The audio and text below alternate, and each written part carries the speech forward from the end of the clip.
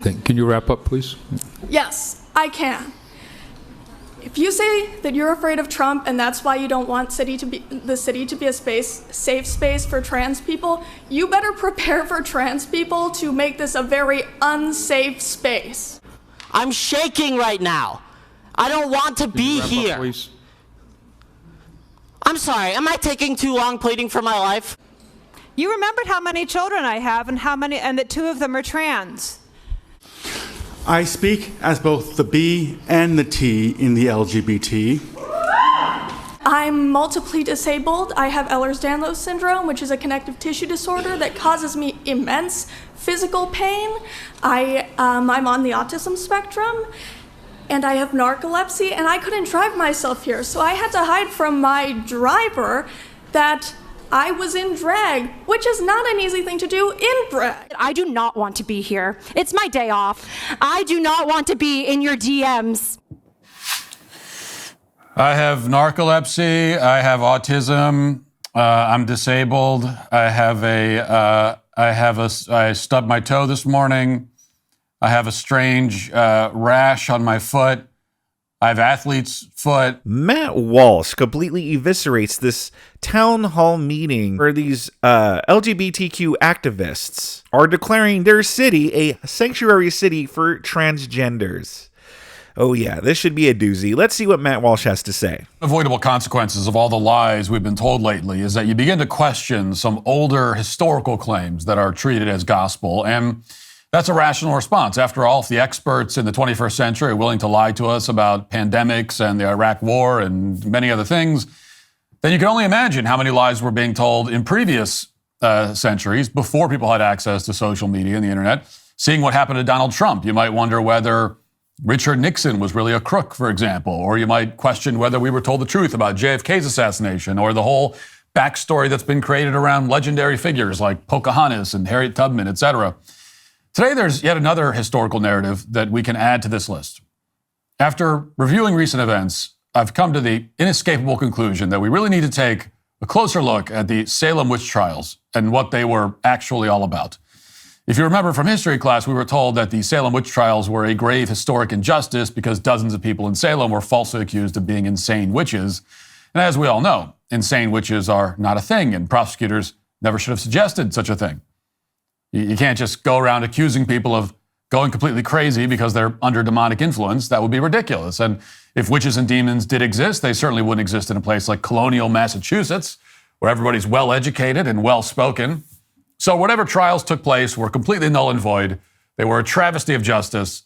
Anyway, that's how we were taught to think about this whole shameful episode in United States history. And it's an appealing line of reasoning. At least it's appealing right up until the moment that you see footage from this week's city council meeting in Worcester, Massachusetts, just a short drive from Salem. I don't want to overstate things here. I'm mostly going to let the footage speak for itself.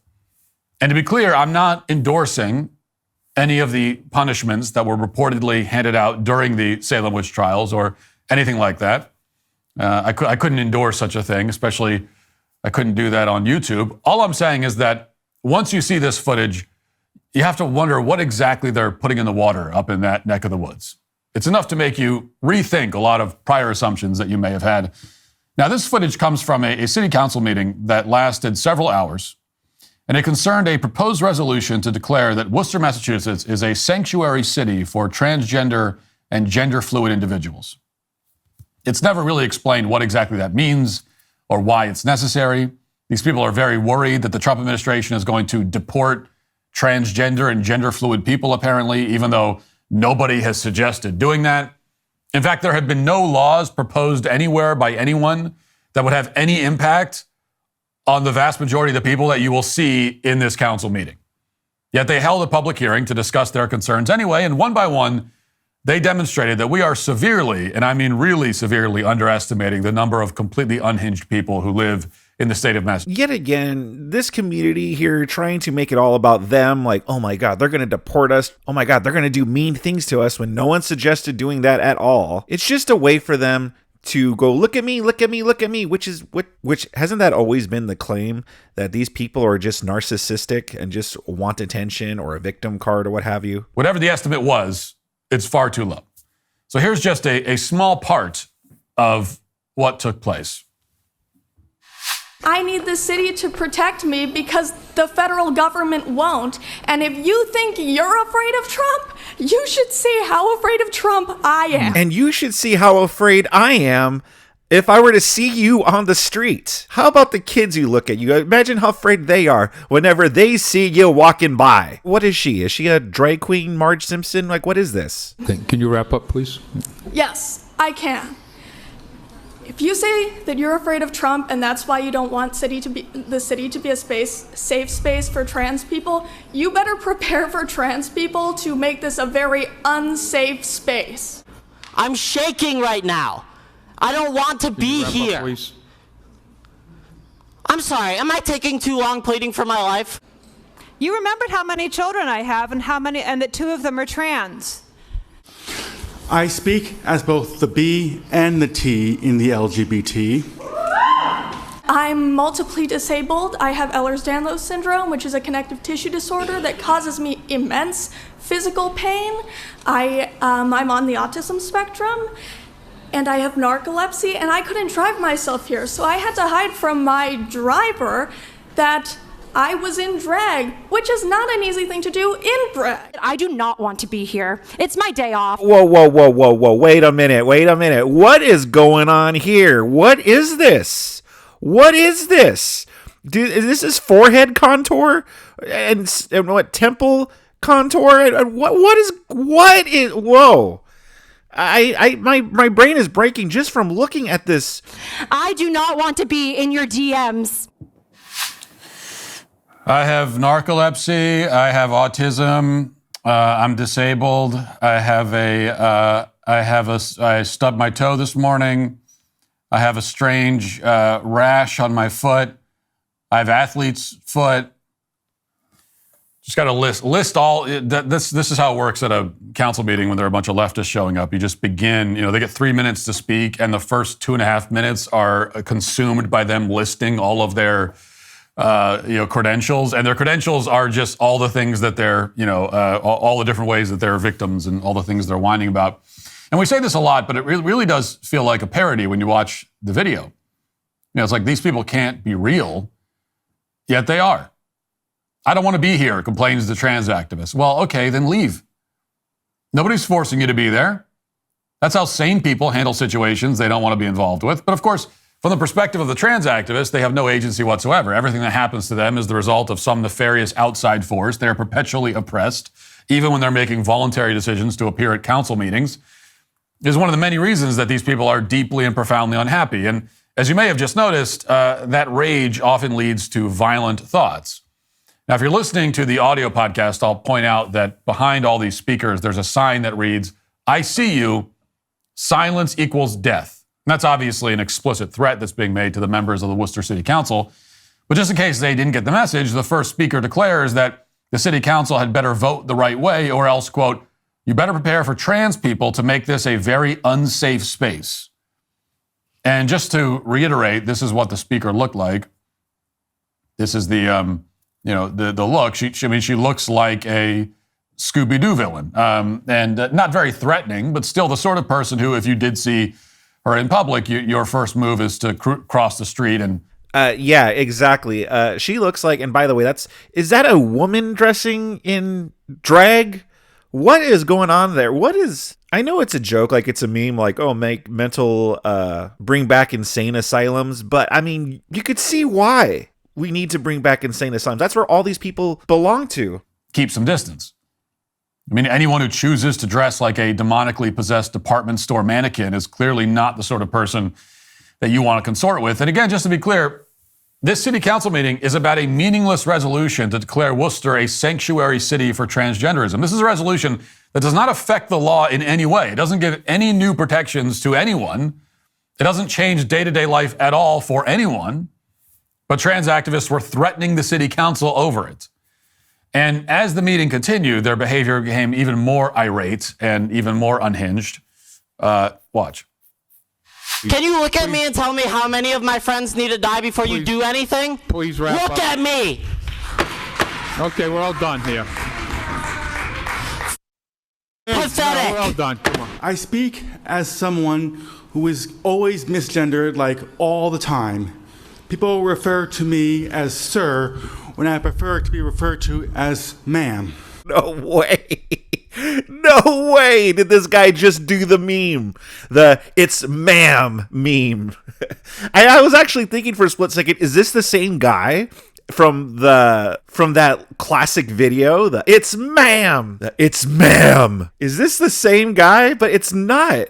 And he's unironically doing the meme. Honestly, is this a big practical joke? Are there cameras in that room? Is this going to be on a new prank show that's premiering? How is this not from a prank show? I speak as someone who is afraid to use public toilets. I speak as someone who is a member of this community and is a queer person. The quote there was, "I speak as someone who is afraid to use public toilets." And that may be the first time in American history that that exact line has been uttered at a city council meeting or in any official meeting of any kind. And he delivered that line with no sense of irony or hesitation or shame or anything, like it's part of his identity or some kind of advanced qualification. You know, somebody else might say, "I speak as a doctor," or "I speak as an experienced plumber," but not this guy. He speaks as someone who is afraid to use public toilets. So quiet down and listen to what he's about to say. Now, frankly, it's a line worth thinking about because it does suggest that, at least in this guy's case, there's a chance his problem can be solved pretty easily. Obviously, everyone's going to keep calling him sir because he's a male. That particular issue is a non-starter. But the toilet problem, you know, I mean, I don't want to think too much about it. It's like, could just be a dietary thing. You know, many adult males have been afraid to use public toilets at one time or another. Maybe the root of the problem is that the public toilets in Worcester don't flush properly or something. This is an issue that maybe demands more investigation. But at the same time, this footage is also proof that the federal government should stop funding the city of Worcester, Massachusetts immediately. If anybody from Doge is listening, this is a pretty obvious place to make some more cuts. The 2nd Congressional District in Massachusetts, which includes the city of Worcester, received more than $20 million from the federal government in the last fiscal year alone. Several million of your taxpayer dollars went to alleged improvements on something called Mill Street in Worcester, including the establishment of even more bike lanes that interrupt the flow of traffic. None of this funding should continue, obviously. There was no reason for it in the first place. And there's certainly no reason for it now that we know Worcester is essentially an open-air asylum. There was one more moment from this city council meeting that I want to highlight. And this is genuinely one of the most disturbing pieces of footage that you will see. Trans activists handed a script to a 7-year-old child who was wearing a land back shirt with an upside-down American flag on it. And we're going to blur his face, obviously, but here's the moment. Noticing people here are trying to control the rights of others, and that's not right. We should make Worcester a sanctuary city for trans people. Everybody deserves to feel safe, and everybody needs to feel safe. I've lived here for 4 years, and there hasn't really been any changes in how people feel safe in the city. My birthday is this Saturday, and all I want is peace and for you to vote yes. Please don't let me down for my birthday. There's a lot of queer people that I love, and to Candy Carlson, you should know to never call someone I'm 7 and I know better. The kids are watching and we're ready to vote you out. Now the applause at the end is almost as disturbing as everything that came before it. This is a child who's clearly being manipulated in about a million different ways, and the trans activists in Worcester loved it. They have no problem poisoning the mind of a young child, exploiting children, as we know. They're happy to convince a child that he needs to be castrated. I mean, this is what they've been doing now for years. So, of course, they're also going to be happy to hand a child a script in order to push some low-effort emotional blackmail. And the script doesn't even make sense, by the way. I mean, he says at the end, the kids are watching and we're going to vote you out. But, of course, children can't vote, even in Massachusetts. So whoever wrote this script, and it was not the child, but whoever wrote it kind of slipped up a bit there. As far as I can tell, the point of this speech was to attack a member of the city council who supposedly referred to a self-described non-binary member of the Worcester City Council as an it instead of a they. And that led to a whole crisis in Massachusetts just a few weeks ago. in which this non-binary, quote unquote, city councilman decided to go on a paid leave of absence. Watch. This morning, the first openly non-binary lawmaker in Massachusetts history taking a leave of absence from their post. We're talking about Worcester City Councilor at Large, Thu Nguyen, says it's to focus on their mental health, saying they faced a discriminatory and toxic culture on the council. Mr. Chairman, under your leadership, I have felt unsafe around this council body. I have faced transphobia with being misgendered and recently learned that I have been dehumanized to a point where I'm being referred to as it by my colleagues on this council. Councilor Nguyen made those comments at a city council meeting Tuesday night. Nguyen also said they attend the council meetings via Zoom because they feel unsafe at City Hall. I really wished I felt safe enough to show up on the council floor. By the way, it is in fact the grammatically correct gender-neutral pronoun. They is not, because they refers to multiple people. It is actually the grammatically correct gender-neutral pronoun. If it sounds dehumanizing, it's because it is. It's unhuman. And that's because in the human species, you're either male or female. There is no such thing as non-binary in the human species. And so if you identify as non-binary, you have dehumanized yourself. You are claiming to be something other than human. Because if you're human, you can only be male or female. Yeah, absolutely correct. I was going to make that same point, that they dehumanize themselves when they do this. What do you think so far? Smash that like button. Subscribe to my channel if you're enjoying. Let's continue. But of course, no one would explain that to this person who I think is a male. And but you see, it's just too dangerous in the Worcester City Council. So I'm afraid that in addition to not showing up to work and doing everything remotely, he's saying I'm not going to do anything at all. I'm not going to work, and the taxpayers are going to continue to pay me. An indefinite paid vacation is the only thing that can heal my deep wounds. And you really can't blame this person, honestly. If people in Worcester are so dumb that they fall for this, they deserve to have their money stolen. They deserve for their city to turn into a circus act, which is what's happened, while the representatives skip work because of quote-unquote misgendering. At the very least, it's entertainment for the rest of the country. As soon as we cut their funding, then we could just sit back and truly enjoy it. Or we would be able to enjoy it if not for the fact that there are kids getting mixed up in the middle of all this nonsense. And for Democrats, it will not be so enjoyable. And that's because these activists are self-caricatures who have been steering the ship for the Democrat Party for many, many years. Based on what just happened at the DNC that we talked about a few days ago, we know that they're still steering the ship. And in the end, that is a pathway to complete and total disaster for the simple reason that these people are incapable of leading anything. They can't lead a political movement, much less a country, because they're all pathological narcissists who can't see even 2 inches beyond their own egos. As it stands, Worcester, Massachusetts seems determined to turn itself into a haven for these self-absorbed crackpots, so does the Democrat Party. And the end result will be that the vast majority of Americans, sane people, are going to stay far away from both Worcester, Massachusetts. They're the ones who created these people, and now that these people are the ones now that they've hijacked the ship and now they're steering the ship, the Democrats are sort of at their mercy, sort of, not completely, but sort of.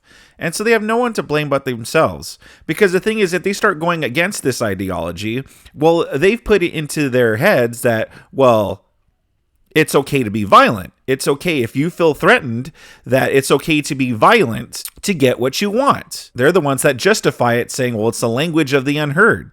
Okay, so now when there's people within their group whom they disagree with, they can't be upfront and disagree with it or set policy against it, because now these people who they've been justifying violence for can potentially show violence towards them. So they're sort of at their mercy here. What did you think about what Matt Walsh has to say? And what do you think about this whole situation? Sound off in the comment section below. Subscribe to my channel if you enjoyed today's clip. That'll be helping me out a lot. And if you did enjoy today's clip, if you do like seeing Matt Walsh's takes, I have a whole playlist for you that you can binge on, as well as much more videos on my channel that you could binge on and enjoy.